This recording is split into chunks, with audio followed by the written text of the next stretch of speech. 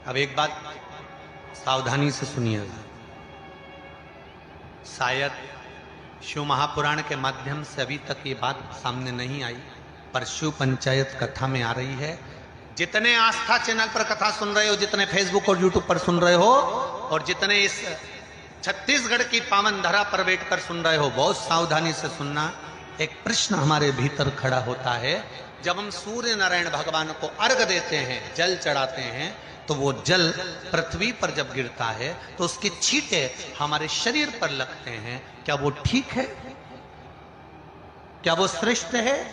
तो शिव महापुराण की कथा कहती है, जब हम सूर्य को अर्घ देते हैं, सूर्य को जल चढ़ाते हैं, वो पानी जब पृथ्वी पर गिरता है, उसके छींटे हमारे शरीर पर लगते हैं, तो वो श्रेष्ठता का भाव निर्मित करते हैं, वो गलत नहीं हो सकता।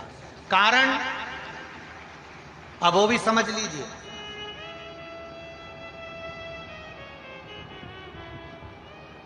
अब सूर्य नारायण भगवान को आप जल चढ़ा रहे हो तो छींटे नहीं लगे, उसके लिए क्या स्टूल पे चढ़ के चढ़ाओगे कि कुर्सी पे चढ़ के चढ़ाओगे? अरे बोलो तो सही। अब कई लोगों के दिमाग में यह बात भरा गई कि हम भगवान को जल चढ़ाते हैं, वो हमारे शरीर में छींटे लगते हैं, जमीन पे से पानी गिरता है, वो हमारे शरीर को छींटे लगते हैं, भगवान को अच्छा नहीं लगता होगा। कौन ने कहा? पहले तो उसको पकड़ के लाओ।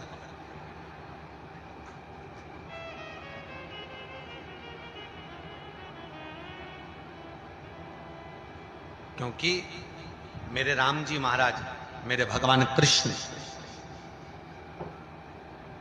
बड़े बड़े संत, साधु, सन्यासी, तपस्वी, साधक, उपासक जितने भी हुए, जिन्होंने सूर्य की आराधना करी, इन्होंने टेबल पे चढ़कर या कुर्सी पे चढ़कर जल नहीं चढ़ाया, इन्होंने पृथ्वी पर खड़े होकर ही, क्योंकि पृथ्वी तत्व के देव हैं शिव।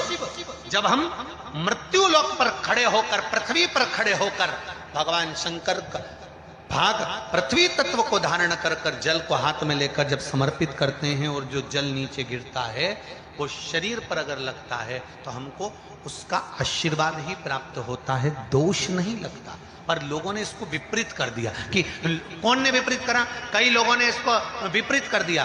कौन ने विपरीत करा? तो जो दूसरे धर्म के लोग होते हैं, जिनको हिंदू धर्म से नफरत होती है और जो हिंदू धर्म की पूजन, सेवा, अर्चना को समाप्त करना चाहते हैं, वो धीरे धीरे धीरे धीरे कहने लगे कि सूर्य को जल चढ़ाओगे तो शरीर में लगेगा, शरीर में लगेगा तो दोष लगेगा। इसको कह कहकर घर घर में सूर्य को जल चढ़ाना लोगों ने बंद कर दिया कि आप जल चढ़ाएंगे तो दोष लगेगा, शरीर पे छींटा लगेगा, शरीर को ऐसा लगेगा। ये दोष नहीं है। कितनी सुंदर बात है महाराज। सूर्य नारायण भगवान को जब जल चढ़ाया जाता है, हाथ सिर से 8 इंच की दूरी पर होना चाहिए। जम के बोलिए, सिर से कितना ऊंचा होना चाहिए? 8 इंच ऊपर अपना हाथ होना चाहिए मस्तक से सूर्य को जल चढ़ाते समय। और ना चांदी का, ना स्टील का, न लोहे का, न प्लास्टिक का, न कांच का, न सोने का कोई बर्तन, न कांसे का, न एल्युमिनियम का, न पीतल का, केवल एक पात्र होना चाहिए, वो है तांबे का। काय का पात्र होना चाहिए? तांबे का पात्र। और सूर्य नारायण भगवान को जब 8 इंच ऊपर तुम्हारा हस्त है, और जब हम सूर्य को जल चढ़ा रहे हैं, कैसे जल चढ़ाना है वो भी समझ लीजिए। अगर कोई कैंसर का मरीज है, जिसके चेस्ट में कैंसर आ गया हो, लेफ्ट में, राइट में कहीं पर कैंसर आ गया हो, या कोई गठान आ गई हो, तो महाराज आप जल चढ़ाते समय उस जल की धार को सूर्य भगवान को जब चढ़ा रहे हो, तो धार आपकी गठान की ओर जाना चाहिए, जिससे सूर्य की किरण उस जल में से आपके उस स्थान पर पड़े, उस जगह पर पड़े जहां पर गठान है। महाराज आप लगातार जल तो चढ़ाना चालू करो, अच्छे अच्छे डॉक्टर फेल हो जाएंगे और कह देंगे गठान ठीक हो गई।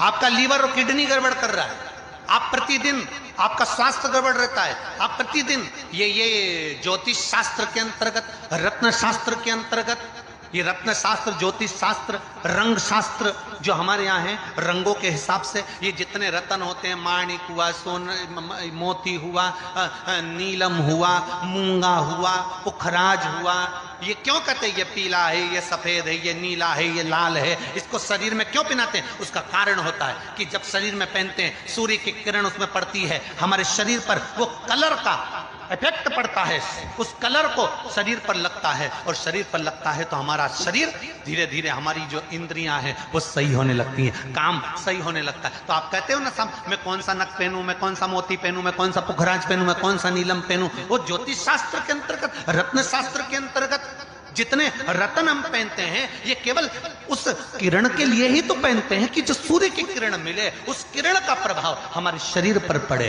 तो इन सबसे अच्छा है कि सुबह शंकर भगवान का नाम लो, तांबा का लोटा में जल भरो, 8 इंच ऊपर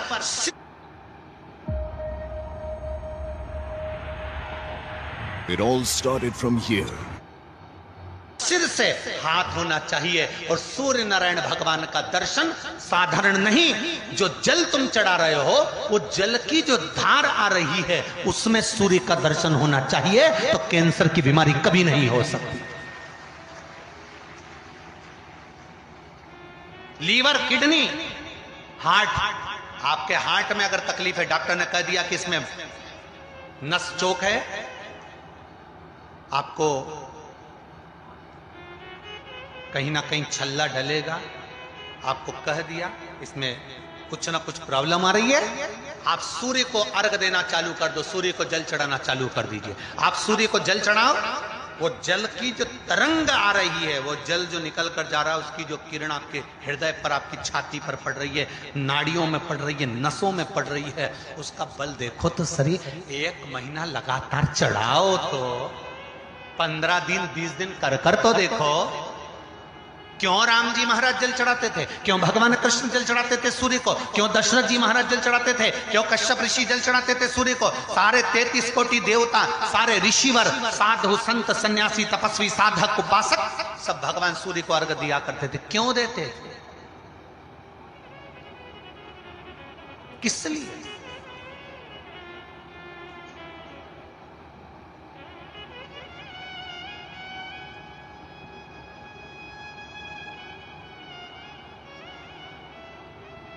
सूर्य नारायण भगवान को जल चढ़ाते समय आपके पंजों की एड़ी ऊंची नहीं होना चाहिए, ध्यान दीजिएगा।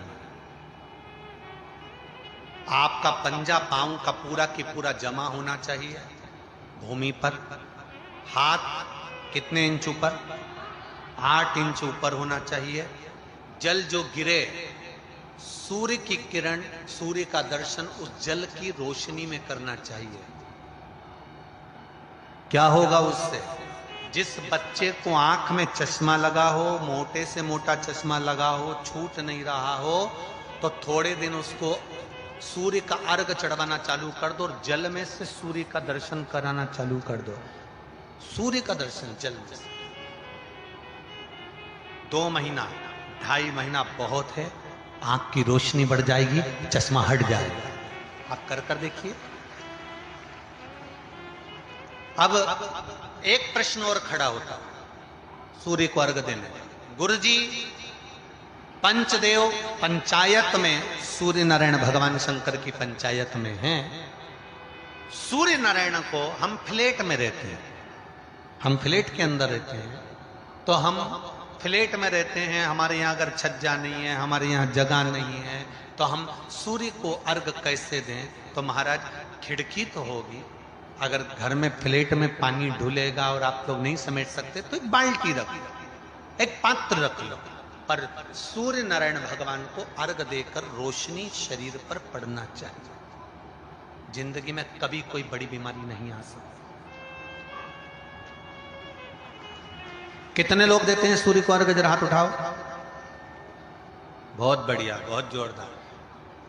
पुरुष लोग भी देते हैं ना, चाहे बच्चे से बच्चा, बच्चों के हाथ में भी 1 लोटा पानी पकड़ाओ।